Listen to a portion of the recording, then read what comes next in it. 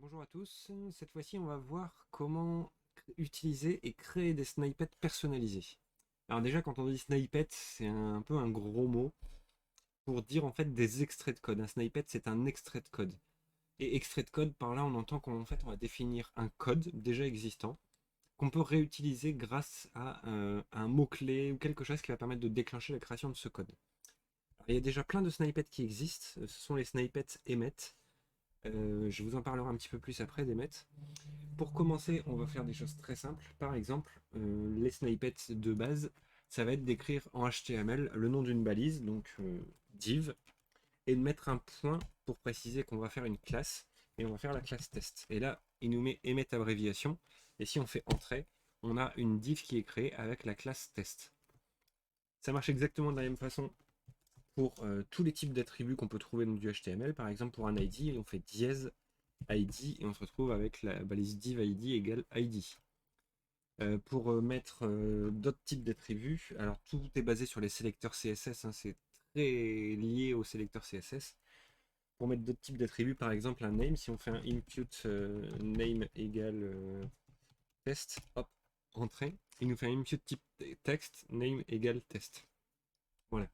Donc ça c'est un peu le concept des snippets, on peut écrire quelques mots-clés et il va réussir à nous générer le code qui va avec. Alors il y en a d'autres qui existent, qui sont un peu plus complets ou un peu plus utiles, ou ça dépend lesquels, à vous de voir. Il y a par exemple le point d'exclamation.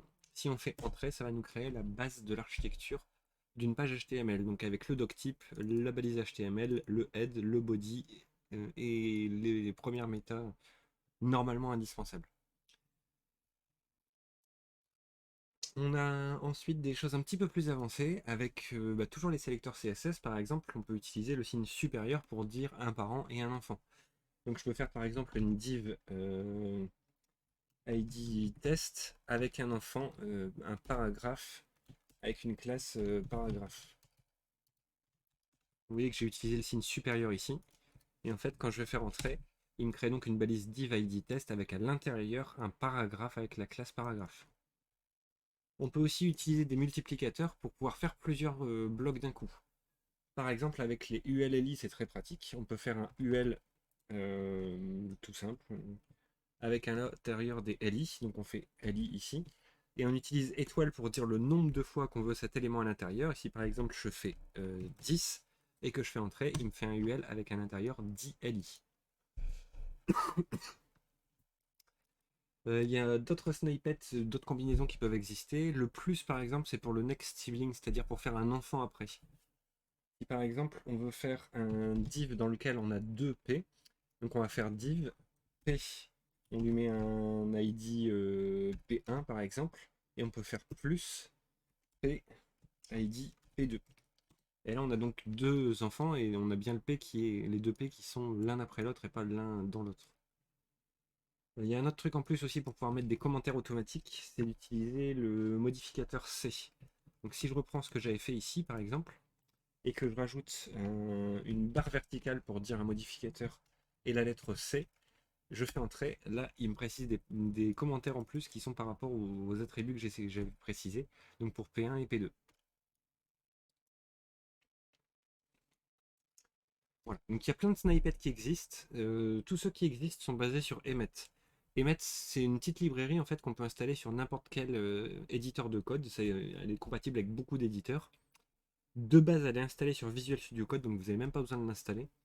Et il y a plein de choses qui existent. N'hésitez pas à aller voir, il y a un site Emmet qui existe, sur lequel il y a la documentation qui explique un peu tout ce qui est possible de faire, les abréviations, les syntaxes, les actions, etc. Enfin, voilà, il y a beaucoup de choses. Le truc pratique, c'est qu'on peut aussi créer des snippets personnalisés. Pour ça, il faut aller dans File, Préférences et ici User Snippet. Quand on va cliquer ici, il ouvre le bandeau ici au-dessus. Et là, on peut définir des snippets global. Donc global, ça va être partout, dans tous les codes, dans tous les types de fichiers. Ou on peut aussi les définir par rapport à un langage particulier.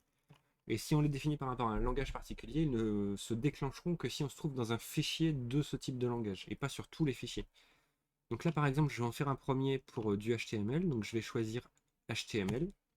Ça m'ouvre un nouveau fichier. Alors tout est en commentaire. Si on a bien vu le précédent live, sur les raccourcis, on peut tout sélectionner et faire CTRL KU, ça retire tous les commentaires, sauf que ici on a besoin de les garder.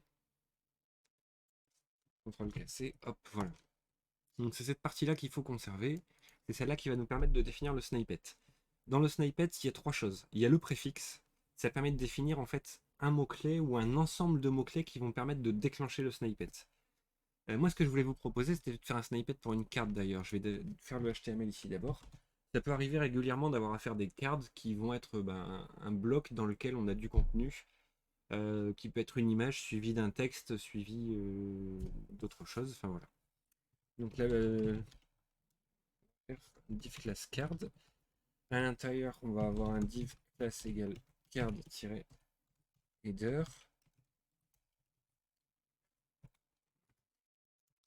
Un div class card égale card-body.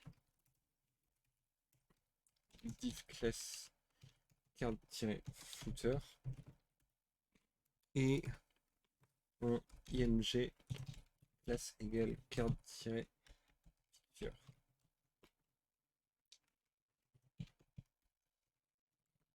Voilà un peu la structure qu'on pourrait faire pour un élément card, dont on veut se servir très souvent sur le site qu'on développe ou sur l'ensemble des sites qu'on développe. Donc ce qu'on va faire, c'est qu'on va reprendre tout ce code-là, CTRL-C, raccourci pour copier. On va dans le HTML, on définit un préfixe. Donc là, par exemple, je vais définir un préfixe card. Et au niveau du body, je vais venir définir en fait tout le code que je viens de faire. Alors, je vais le faire comme ça. Le truc, c'est qu'il faut qu'il soit entre double quotes, vu que c'est du JSON. Alors, peut-être du simple quote, ça peut passer, je sais pas. Non. Donc, c'est bien du double quote qu'il faut et rien d'autre.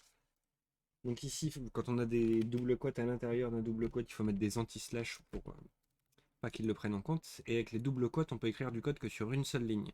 Donc ici à la fin, il faut remettre un double quote et virgule pour passer à la ligne suivante. Donc je vais faire pareil pour toutes les lignes.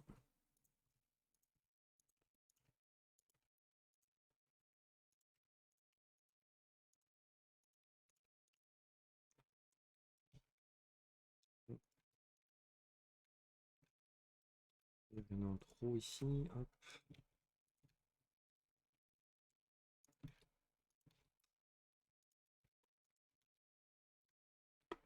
Des virgules. Et voilà. Il y a un truc qui va pas ici, il en manque un.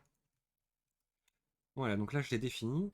Je peux rajouter aussi des choses, alors on va voir après. Et le troisième élément, du coup, c'est une description. Créer un bloc card en HTML. Je vais enregistrer ça. Et là, je vais retourner dans mon index, je vais le supprimer. Et ici, je vais commencer à saisir card. Et là, du coup, il me fait tout. Alors, il y a juste qu'il n'a pas pris en compte le commentaire, je ne sais pas pourquoi. Peut-être parce que le fichier était déjà ouvert avant. Je vais le réouvrir.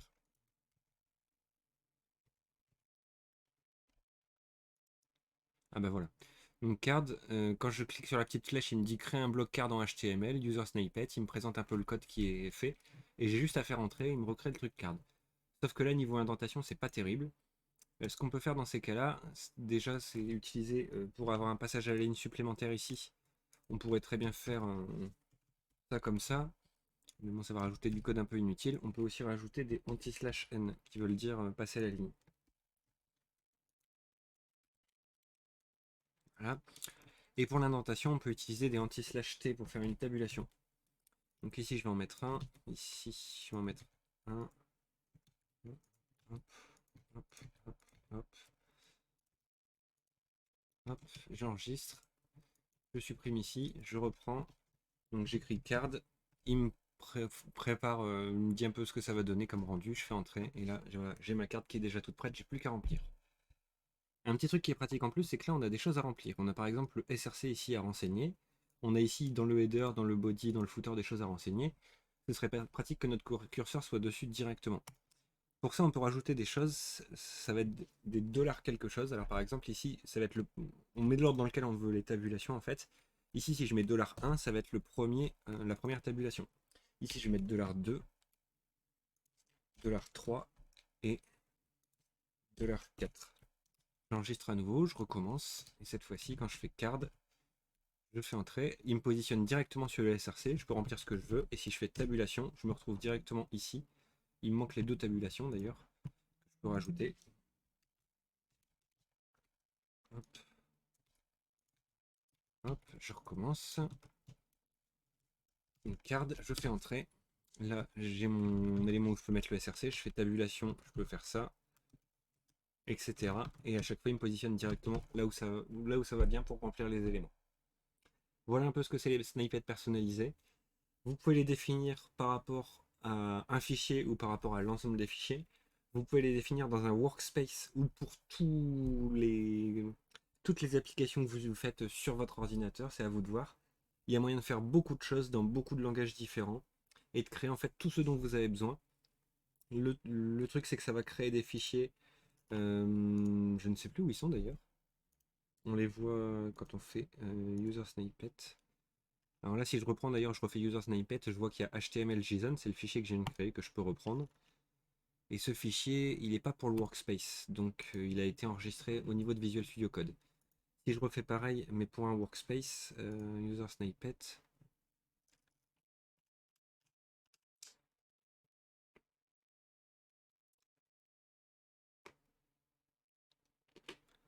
Donc je fais new snippet file for VS Code. Je donne un nom, donc je vais l'appeler CSS. CSS tout court d'ailleurs. Là, il m'a créé un fichier CSS code snippet pour ce workspace là, donc il ne fonctionnera que dans mon espace de travail et pas dans les autres. Voilà. Le scope d'ailleurs, je ne l'ai pas précisé sur l'autre. C'est un autre élément qu'on peut définir aussi. Le scope, ça va être le type de langage dans lequel on peut l'utiliser. Parce que c'est là celui que j'ai créé tout à l'heure, en fait, il n'y a pas de scope. Je ne sais pas s'il le fait au niveau global. Je vais tester avec un fichier JS. Si j'écris card, il ne le prend pas. Donc au niveau global, c'est parce que j'ai un fichier html.json comme snippet qui le prend.